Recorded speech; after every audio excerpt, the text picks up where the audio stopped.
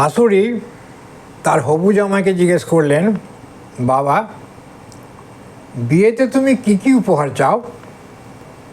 জামাই লাজুক হেসে জবাব দিল, কি যে বলেন মা, আপনার মেয়ে এমন গুণবতী, আমার কি চাই? আপনি শুধু আমাকে কয়েকটা টর দেবেন, তাহলেই হবে।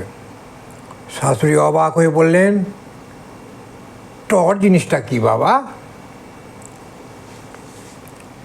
জামাই বলল, একটু কাঁচু মাচু হয়ে বললো, এই ধরুন মা, এই টর বলতে সামান্য এই রেফ্রিজারেটর, এই generator, scooter, computer, motor cycle.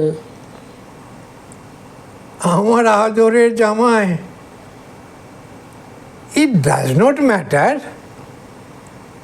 তুমি তো একজন মাস্টার, আমি তোমায় পরাবো কাশ্মীরি সোয়েটার।